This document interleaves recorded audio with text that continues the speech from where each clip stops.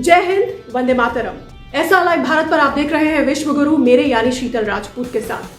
जान बची तो लाखों पाए, मैं तो यही कहूंगी, क्योंकि जो पूरी दुनिया पर युद्ध के थर्ड वर्ल्ड वॉर के बादल मंडराने लगे थे जब ईरान ने 13 अप्रैल को इजराइल पर 300 ड्रोन्स और मिसाइल्स के साथ हमला कर दिया था और फिर इजराइल ने अमेरिका और इंग्लैंड के साथ मिलकर अपने मिसाइल डिफेंस सिस्टम के साथ इस हमले को नाकाम कर दिया, तो उसके बाद ये आशंका, ये डर बढ़ गया था कि इजराइल जवाबी कार्रवाई करेगा, बड़ी तबाही मचेगी ईरान को नेस्तनाबूद करने के लिए, और दोनों तरफ के जो उनके एलाइज हैं वो भी दोनों तरफ के बीच में कूद पड़ेंगे और एक बड़ा युद्ध हो जाएगा। थर्ड वर्ल्ड वॉर लोग कह रहे थे कि छिड़ने वाला है, ऐसी आशंका हो गई थी। लेकिन बीते शुक्रवार को इजराइल ने जो जवाबी कार्रवाई छोटे हमले के साथ की, एक लिमिटेड स्ट्राइक की, सर्जिकल स्ट्राइक मिसाइल्स और ड्रोन्स के साथ इस्फहान में, जो कि ईरान का मिलिट्री अड्डा है, वहाँ पर उनका परमाणु केंद्र है, वो परमाणु बम वहाँ बनाने की कोशिश कर रहे हैं पिछले एक अरसे से।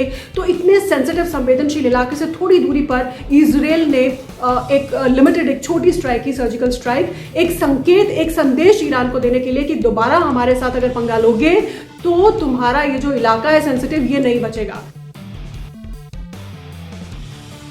दूसरी तरफ ईरान ने भी इस मामले को पूरी तरह से डाउन प्ले करने की कोशिश की है। कोई बड़ा रिएक्शन ईरान की तरफ से भी नहीं आया। उन्होंने कहा कि भाई ड्रोन से एक मामूली सा अटैक किया था और हमारा एयर डिफेंस सिस्टम इतना मजबूत है कि हमने इसको नाकामयाब कर दिया, हमारा तो बाल भी बांका नहीं हुआ, जूं तक नहीं रहेंगी हम पर। तो इस तरह से ईरान ने भी इसको डिसमिस कर दिया और जिससे ये स्पष्ट होता है कि दोनों ही देश, इजराइल और ईरान, दोनों ही अब इस मामले को और आगे फिलहाल नहीं बढ़ाना चाहते हैं।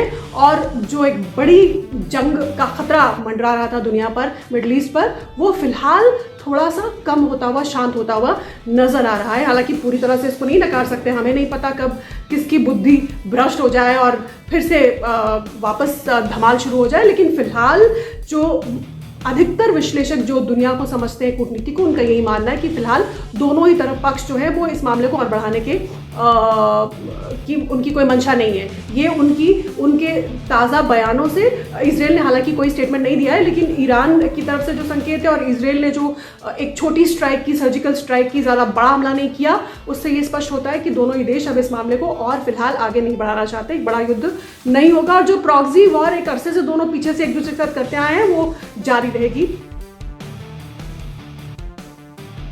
अच्छा, अब ये करिश्मा हुआ कैसे?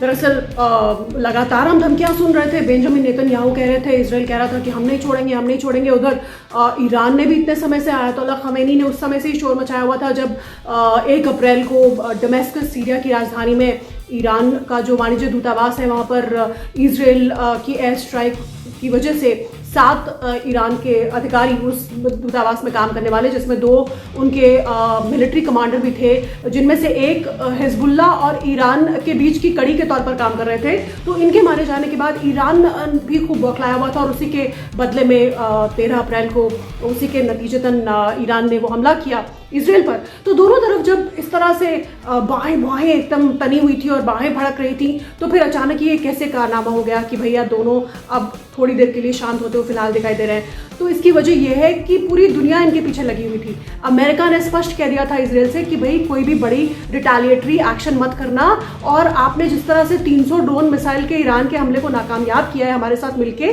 वो अपने आप में संकेत है, वो आपकी जीत है, उसी को अपनी जीत मान लो, कोई दोबारा बड़ा हमला मत करना।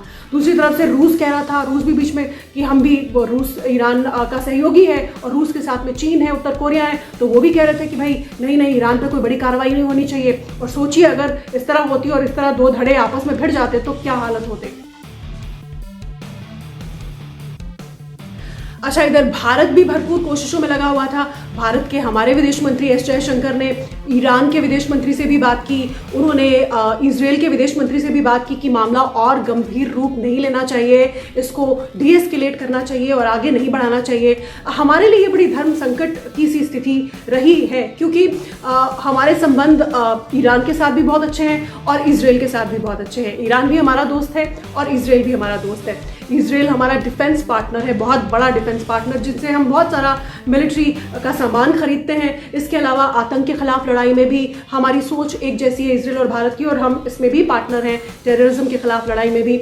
दूसरी ओर ईरान के साथ हमारे ऐतिहासिक, पारंपरिक, सांस्कृतिक संबंध रहे हैं। हमने ईरान के लिए चाबहार पोर्ट बंदरगाह को विकसित किया है, जो कि ईरान और भारत के लिए व्यापार के रास्ते खोलता है। यूरोप में, पश्चिमी यूरोप में, पूर्वी यूरोप में, और भी कई तरह के संबंध दोनों देशों के साथ हमारे हैं। तो हमारे लिए बहुत मुश्किल, विकट स्थिति थी और है भी। इसलिए हमने भी समझाने की अपनी तरफ से कोशिश की ईरान और इजराइल दोनों को कि प्लीज़ इस मामले को आगे मत बढ़ाएं, क्योंकि दुनिया एक और जंग अफोर्ड नहीं कर सकती आज की तारीख में। किस कदर तबाही होती अगर ऐसा हो जाता, तो आप सोचिए। ऑलरेडी रूस और यूक्रेन के बीच जंग चली रही है तकरीबन 2 साल से, 2.25 साल से।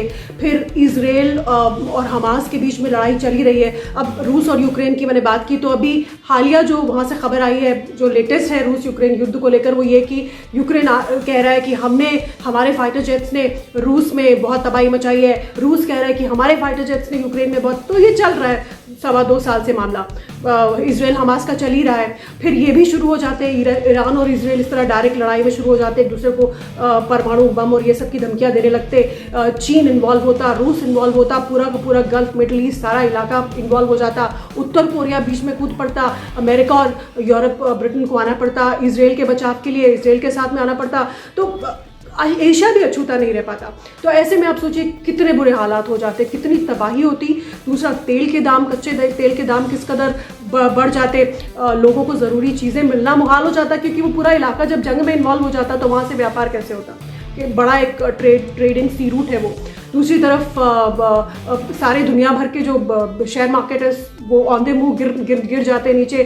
कितना भारी फाइनेंशियल नुकसान, आर्थिक नुकसान होता, जान माल का नुकसान होता। तो अब बड़ा सवाल ये है कि अब आगे क्या होगा। क्या अब ये दोनों शांत हो जाएंगे, अब दोनों के बीच कोई बड़ा कॉन्फ्लिक्ट नहीं होगा? ऐसा नहीं है, क्योंकि डायरेक्ट हमला दोनों एक दूसरे पर कर बता चुके हैं कि अब हम डायरेक्टली अटैक कर सकते हैं, जो कि पिछले 45 साल में नहीं हुआ। पिछले 4 दशक में ईरान और इजराइल पीछे से एक दूसरे से लड़ते थे, प्रॉक्सी वॉर उनके बीच में चल रही थी। ईरान दक्षिणी लेबनान में जो हिजबुल्ला है, आतंकी गुट जो कि हमास की मदद करता है, तो हमास और हिजबुल्ला के माध्यम से, या फिर हूती जो डकैत है उनके माध्यम से इजराइल के साथ में कुछ ना कुछ गड़बड़ करता रहा है। और दूसरी तरफ से इजराइल जो है वो भी कभी ईरान के किसी कमांडर को कहीं मरवा दिया अपनी स्पाई एजेंसी के जरिए, या फिर कभी उनके किसी न्यूक्लियर साइंटिस्ट पर हमला कर दिया। ऐसा इजराइल भी करता आया है। तो ये प्रॉक्सी वॉर दोनों के बीच में पिछले 4 दशक से, 40 साल से चलती आ रही है। ये थमेगी नहीं, ये आगे भी चलती रहेगी। लेकिन क्योंकि अब दोनों ने डायरेक्ट भी एक दूसरे पे अटैक कर दिया और बता दिया कि हम सीधा हमला भी कर सकते हैं, तो अब ये भी एक पॉसिबिलिटी बढ़ गई है। तो ऐसा नहीं है कि एकदम खामोश हो जाएंगे, चुप हो जाएंगे। लेकिन पूरी दुनिया की ये राय है, पूरी दुनिया का ये मानना है कि ये ईरान की भी बेहतरी इसी में, और इजराइल की भी, कि वो एक बड़ी लड़ाई का मोर्चा ना खोले, क्योंकि ईरान आर्थिक प्रतिबंध झेल रहा है पूरी दुनिया के अपने परमाणु कार्यक्रम के चलते, और इजराइल ऑलरेडी हमास के साथ लड़ रहा है। तो दोनों मुल्कों की और पूरी दुनिया की भलाई इसमें है कि कोई बड़ी जंग इनके बीच में ना हो। अब ऐसे में जिम्मेदारी पूरी दुनिया की भी बढ़ जाती है, अमेरिका की, रूस की, संयुक्त राष्ट्र की, यूरोप की, और ख़ास तौर से भारत की भी, क्योंकि भारत को अंतर्राष्ट्रीय पटल पर बहुत गंभीरता से अब लिया जाता है। भारत की बातें ध्यान से सुनी जाती हैं, उन पर अमल किया जाता है, गौर किया जाता है। और भारत कई मंचों पर, G20 शिखर सम्मेलन जो दिल्ली में हुआ उस पर, और भी कई अंतर्राष्ट्रीय फोरम्स पर भारत, प्रधानमंत्री मोदी खुद कह चुके हैं कि ये युद्ध का युग नहीं है, युद्ध कोई विकल्प नहीं, युद्ध में किसी का भी भला नहीं है। हमारा आज का कंटेंट आपको कैसा लगा, हमें मैसेज कीजिए, इसे शेयर कीजिए, और हमारे चैनल ऐसा लाइव भारत विद शीतल राजपूत को सब्सक्राइब ज़रूर कीजिए। फिलहाल इतना ही। जय हिंद, वंदे मातरम।